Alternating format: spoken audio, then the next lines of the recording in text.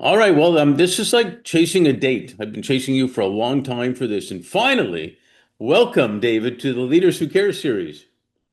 Thank you, Mark, and sorry to keep you waiting so long. I guess that is a testimony to how busy I am. Yes, and it's no, it's delightful to have you here and be able to share your experiences because I've actually we've actually known each other for quite a long time, and it goes in spurts and whatnot, and I What admire was that, all the like things. 2019, I think we met? Yeah, something like that. Maybe even a little bit earlier than that. Mhm. But I've also always admired the things you believe in and the things you invest in, not only financially but otherwise. I know you're a leader who cares. Now let's just show the rest of the people here that you are. So, best way to start is if you can briefly introduce yourselves. And I always do an asterisk, especially for men, because men, the first thing they say is, "I do this. My title is this." So that's not the question. The question is, so who are you? Where are you from originally? Where are you now? Um, Anything you feel comfortable talking about your family, something you've never told anybody ever that you want to reveal to the world now, that's always interesting. Hmm. And just a little bit about you. Well, my name is David Hamilton Nichols. I'm a fourth generation Californian who has Right. made the exodus to Florida. My family was in agriculture there in California, starting probably before 1900 when my great grandfather came there from Canada. Like you, only you're a more recent Canadian extract. But yes, that's where my great grandfather came from and doing agriculture. I grew up in Southern California. At this point, long story short, at this point, I'm now in Florida and I am in investment in early stage companies. I don't know what all you're looking for, but that's the general family background and where I'm originally from, with a little bit of what I do. Well, it's interesting because you come from literally roots as in agriculture and stuff. So you've got deep roots, which is great because I think these days that's one of the things that people are craving is the feel of growing something, the feel of making something happen, which we'll get into. Share a little Mhm. bit about, what you were like as a kid and then a teenager. Did you have the lemonade stand? I think you had something different. Were you reading a lot? Were you playing music, sports? What were you into? I was hyperactive as could be as a kid and as a teenager. So, and I don't think that has quite stopped. No, I don't But think so either. but yes, that was my how I was as a kid. And I did not really do the lemonade stand, but I did probably around first grade or so, had a fruit stand at a local farmer's market. And that fruit stand was called the Fruit Fox. Oh, But yeah, so I did have that fruit stand, and later I did go door to door selling avocados. At the time, because my dad wasn't farming, I did have a ready supply of avocados. I could get those off the some of the ones that had fallen off the trees really recently, but you couldn't sell to the packing house, so I was able to take those and resell those. So that was my first taste of entrepreneurship when I was pretty young. But I was always, also to answer the other part of your question, was always reading a fair amount, always finding ways to, get myself in a little bit of trouble without really getting in trouble, and more that creative mind, figuring things out and finding ingenious ways to keep itself occupied, which sometimes turned out better than others. welcome to life. I want to know, did your dad let you keep all the revenues from the fruit, but not the costs? I'm trying to think. Well, he couldn't resell those. I'm trying to remember back what that deal even was. It was probably something like really cheap because it was stuff off of the ground, some of this stuff. Right. But and it was perfectly good because it's just fallen. It's just not like they're gonna go find that and send it to the packing house. And I don't know what they do now, but back then it wasn't really being Well, done. I find I've always found threads between what kids do and liked and whatnot and what they're taught you really young. And the fruit stand, the lemonade stand and whatnot, you just think about it. It's a great way to learn initially how to sell, Mhm. great and how to prepare, what does it cost, and things of that nature. And then you find out that you might have a passion for that, or you might not have a passion for it, or whatever, or have to negotiate with mom or dad how much whatever you're selling Yeah, costs. I know my dad could be, and this is actually, I don't mean this in a bad way, but he could be very cheap. And it's not necessarily a bad thing. I No, don't mean not all the that badly. time. So, I did on more than one occasion and various things negotiate with my father. Which is great, which is great. Yeah. It's all a teaching tool. And Hmm. I remember Kobe Bryant, the famous scholar, Kobe Bryant, if you will, used to say, everybody should have a dream even early on. It might be to win the sports championship, to be a concert Hmm. pianist, to do this, that, or whatever. But the dream, and that's good to have, and we should all have that. But the dream is actually happening right now. It's all the things we're doing, and then the culmination type of thing. And it's things like that that we remember. Maybe picking up all the avocado, putting them into a basket, bringing them to the farmer's market, talking to people when you're selling it. Right? It's all a Hmm. journey. Yes, that is true. And I think if we were dreaming something, ideally we're taking those steps to make it a reality right now. That's a dream, that's a vision that you're bringing into physical form, but you got to be living that dream now, even if you're not fully living that, or it's not going to happen. Exactly, exactly. What were you envisioning back then?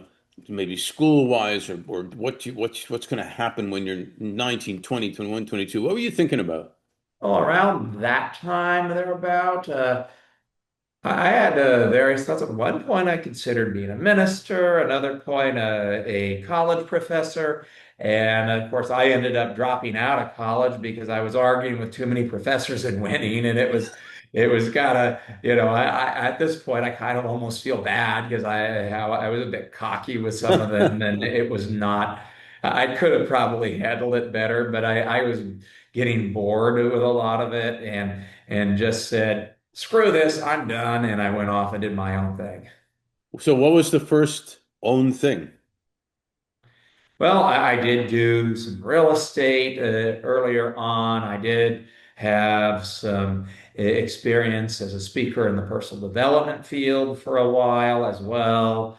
But yeah, real estate and some public speaking. Oh, very cool. It's funny you say, about arguing with the professor and whatnot. I was told, and they were right, that I was way too sarcastic and I had to chill on the sarcasm. It's still there a tinge, but nothing like it Yeah, was oh, way really? back It then. really, it's still there? I mean, you I should know have it's told hard to me. believe, but you should have seen it back then at 19 or 20 or whatever. So, you learn things or you don't along the way, and Yeah, and and I think then my favorite one, there was a professor who he was doing this like 40-step proof, mathematical proof on the board. And I caught him in the middle of it saying, wait a minute, you've just already gone from assuming this was true. It was not an indirect proof or anything. He was just starting, and like, you can't do that. And he's like, what do you mean? And he's like, not getting it. I'm like, no, look here, here. Suddenly he turned white as a ghost. He shut the entire class down for the day and sent everybody home. And wow. then I came back with the finished proof for him the next class. He did write me this letter saying I was the best student in the subject in 30 years of teaching. But he also, for like when he did write that letter, he did also warn a professor I was going to have the next, semester. And this professor approaches me in advance saying, I'm watching you, and you're gonna like kind of thing, and this, that. He was trying to put a stop to it before it Was that began. it? Was that a preemptive strike, if you will? Yes, but by that point I was kind of leaving anyway. I didn't even go back the next semester, but the guy had at the end of the previous semester, this other professor is doing a preemptive strike. Yeah, it's interesting how times have changed because that was, I guess, back then, even and even before that, not really appreciated, where they would accept that potentially someone else has an answer, a better answer, whether it's a teacher or a doctor or whatever. Now, luckily, it's still a little bit there, but luckily, people are more open to maybe a student in the class is like tremendous and they've got something to offer, or maybe, things of that nature. Hopefully, we've gotten more open that you don't need to be 50 before you know what's going on. You actually can be 28 and know a lot. Yeah, it was, as I say, I probably could have handled things better, Well, we can all do more that. diplomatically. Yes. So early experiences, obviously you're a major investor and in a right way. And I want to talk to you about this a little bit after this question about the difference. Every investment should have an impact, and how we title things and categorize things can make a difference. Um, Otherwise it's philanthropy. But I want to get to that in a minute. But can you share one or two experiences you maybe had early in life, um, in a business, in investing, and what it taught you? Well, say early, I was looking at stocks as when I was a minor still. My Obviously I couldn't do it myself, so I needed my dad's help, with the brokerage part. But I remember looking at one stock. It was a comic book stock, and I didn't really do comic books, but I knew enough kids around me that did, and I thought, this looks interesting. Let's. My dad's like, no, no, no, and the brokers said, no, no, no. And anyway, so didn't end up doing it, but the thing probably, I don't know, it probably like tripled or something. Maybe did a split. It did really well. But it never got into it because my dad and the broker's like, nah, don't do it. And Yeah. then I remember as well getting into something. I don't know at what time frame this would have been. Maybe I was an adult by then, but I did get into some stock. It was a stock called Scientific Atlanta, that did fairly well at the time. Yeah, it sounds to me like, without knowing it, maybe, if you will, you started getting into research of all the kids that own comic books, all the different things. So you started you started researching and seeing, and in a natural way, without thinking, oh, I got to do research. You actually just did it. It reminds me of people saying these companies have weird names. Who's going to invest in a company called Google or Apple or Yahoo, type of thing? And yet Mm, people researched and it mm. was a risk way, way, way, way back then, but they did. And so did you find that came natural researching and having criteria as to what to invest in and why? I would say it's a little of both. I would say there's an element, yes. I mean, researching and picking up information and parsing that information. But I would say there's also an element of intuition there, of a gut part as well. I'd say there's two parts there. And when did you start thinking about you wanted to make investments that got good returns as they should get, but also investments that potentially had more of an impact also, whether it's social or environmental. And you to share a little bit about, we've had this conversation before, the every investment should be an impact investment, basically. Otherwise, you can go philanthropy, which is not a bad thing, but it's a different thing. When did Mm. you start having this intent, if you will, that your investments are impactful, but they've got to be investments? Well, I would say, if you want to put this very crassly, everything has an impact. Right. Everything we do has an impact. The question is, what kind of impact?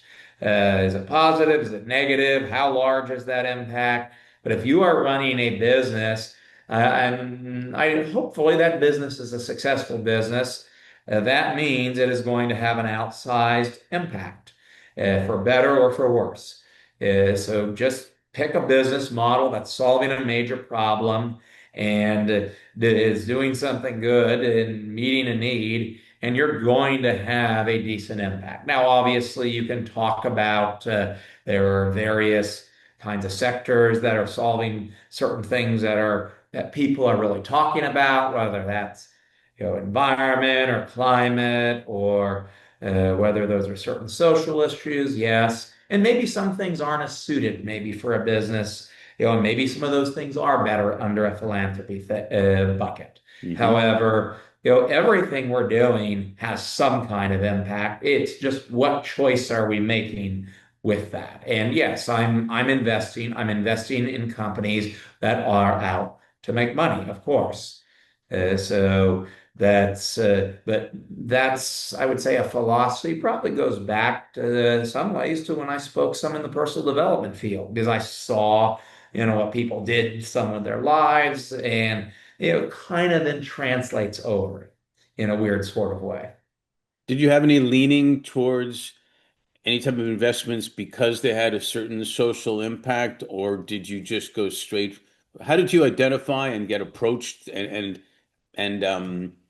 and screen things that you would, because of the environment, the people you're involved in, there's a lot of social stuff going on. How did you screen which investments to make? And did you have a leaning towards you wanted to make investments that solved problems in a particular, like in agriculture, maybe because of your background? I've actually never touched an ag tech deal. Well, I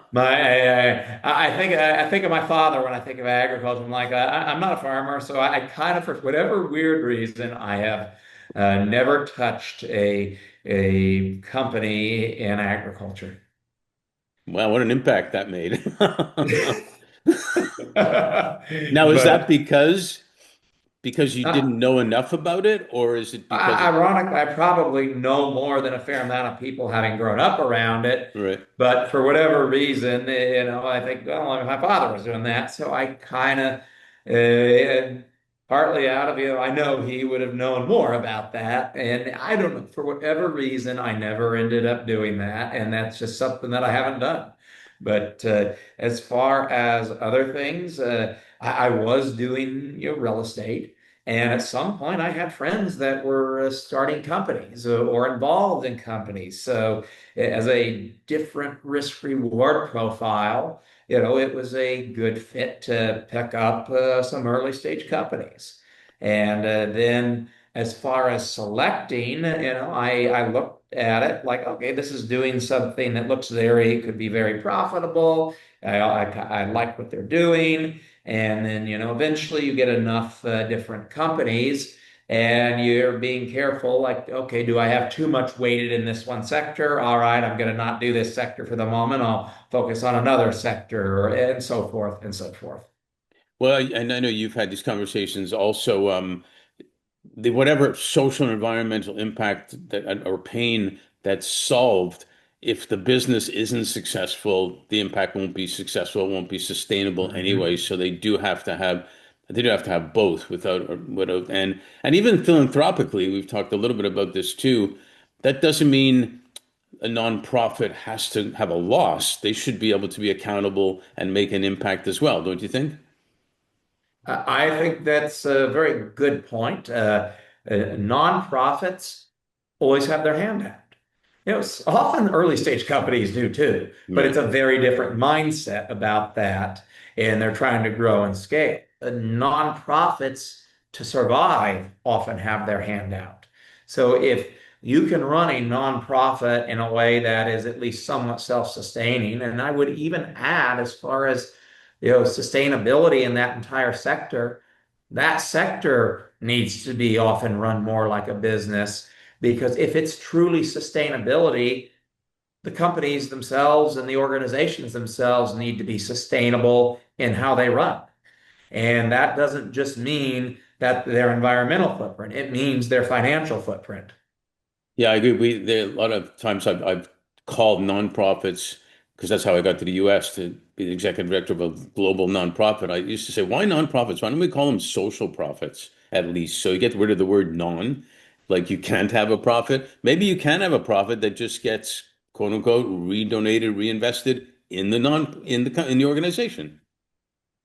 Yeah, maybe. I do think though, that raises another question. A lot of times, business tends to get the personnel that is sometimes more skillful at running and growing something because they often pay more. Not that there are not some great people also running nonprofits. I do not want to denigrate the good work being done there. However, sometimes the talented people, unless they want to take that pay cut because it means something so great to them, a lot of those people are going to end up in the private sector. Yeah, no, So, 100%. And then we've actually put people from the private sector running nonprofits in a better way and vice versa. Also you've done a lot of international travel. You've well read, you've met people from around the world. How has that impacted you as a person, but also with respect to potential investments that you get shown because of all that travel? well, it means I have a very global footprint as an investor. It means I also see certain opportunities that many people don't. I also then have a view of different markets that many people don't. So I would say that's been an asset having uh, been around the block a time or two. You're not that old. It's how much mileage in those years. That's the journey we're cherishing, remember? So yeah. I mean, somebody could live to be 100 years old and never having set foot outside where they were born. Somebody could live to be 100 years old and not have had the diversity of experiences. They will have had experience, but it could be very limited. So I stand by what I said. Yeah, that's 100% true. And thank you for sharing that because we talk a lot about years of experience is not always automatically great. It's what experiences you've had in the years you've been out there. And I've seen 28-year-olds that have amazing experiences as well as 50, 60-year-olds or not. So experiences are the are the true knowledge, are the true, understanding, are the true everything.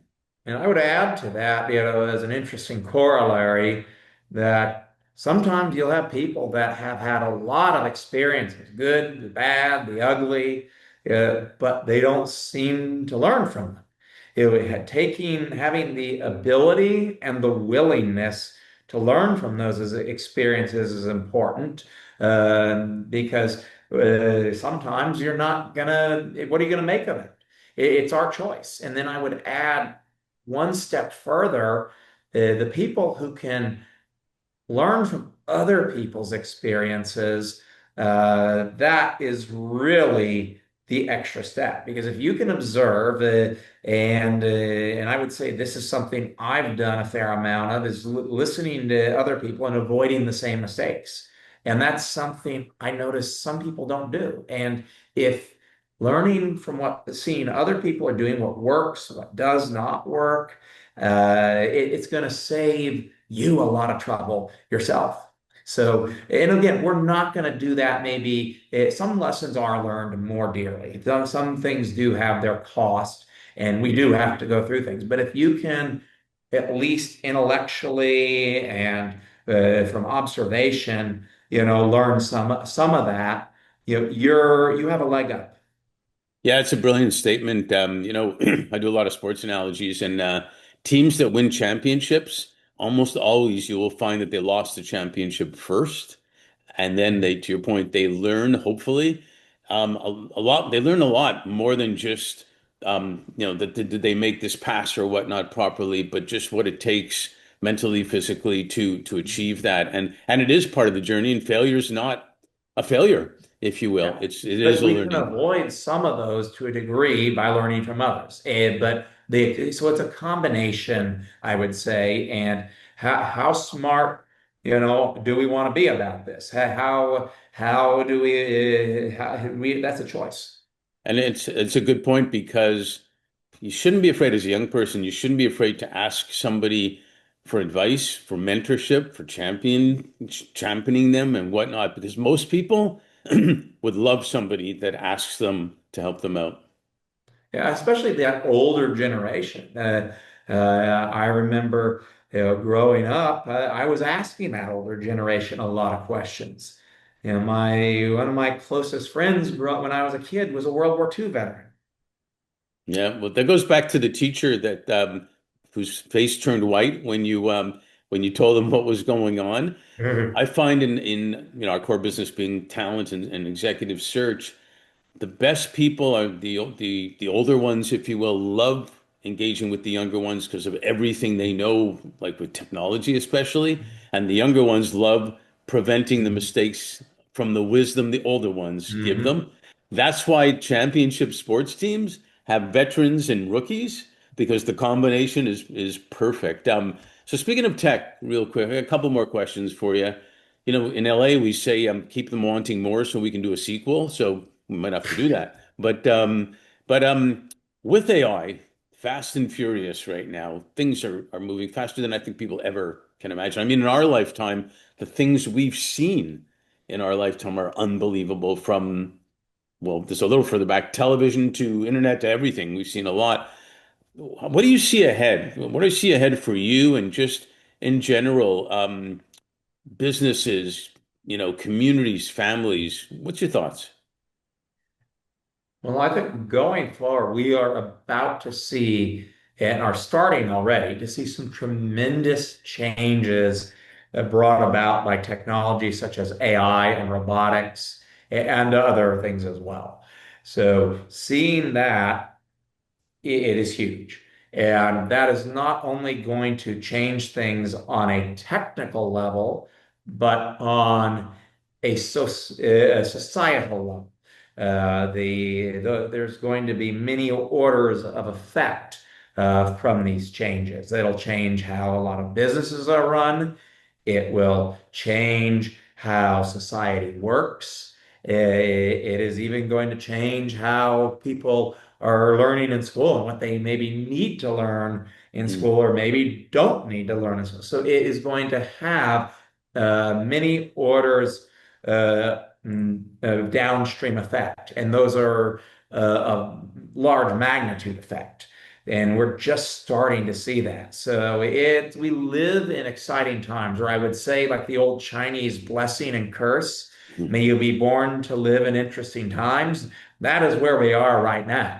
Yeah, no And kidding. those interesting times, yes, they are both a blessing and a curse. There's potential for a lot of good things out of this, but there is also potential for havoc. And I think we will see some of that havoc because, things are going to change and very rapidly so. So I think the best thing that people can do is, learn, prepare, but also be grounded in themselves. Speaking of personal development, be in a position where you personally things don't bother you as much, where you can handle things better because when there's chaos, there is also always opportunity. And if you're in a good space to take advantage of that opportunity and to do some good with that opportunity, that's all the better. Yeah, brilliant. It goes back to a lot of the words you've said here. Listening, getting advice, putting yourself in a position that you're not in a desperate position to make a decision, but in a good position. Yeah, it's really well said. Last question I want to ask you that relates to that. In 2021, a client told me about the year 2020, which was the pandemic year. Said, Mark, that was the year that flew by slowly. And I thought, what a great expression. And even to this day, so many people feel like COVID was yesterday and years ago, all at the same time. Like it's hard to believe it's 2026 already. With all that said and everything we've gone through, what are you most grateful for and what are you most hopeful for? I would say I am grateful for the experiences that I had that brought me to where I am now. Because those experiences have helped shape my capacity to do that much more going forward, which is what I am most hopeful for. the personally on the most hopeful for to expand business to in the circles I'm in, the kind of things the exciting things I'm involved, can be involved with, and the things I can do as a result of that. So I would say those two are linked. Now, as a if you want to expand that out more broadly, I'm grateful to have been born in the place I was born, in the United States. Yes, it has its issues. And yes, maybe it's going to have some more issues, but it has been a great place to have been born and to have grown up. And so that I am, grateful for and those opportunities. And I would say hopeful for. Um, can we solve overall as a society many of the problems we are facing? Can we create a better world to live in? Can we change things in a positive way? That is what I am hopeful for on a broader level. Well, I'm grateful and hopeful for the same thing that you are a leader who cares about that, and that and a couple of words that you said that I'm both grateful and hopeful for at the same time is people listening, people learning, people engaging in a positive way. Because we can all learn something from someone else who has totally different opinions and doesn't make us good, bad, or otherwise. It just makes that different opinion. So thank you for being. I would say opinions are like assholes. Everybody has one. And we'll close on that. Thanks for joining us and being one of the leaders who care. I really appreciate it.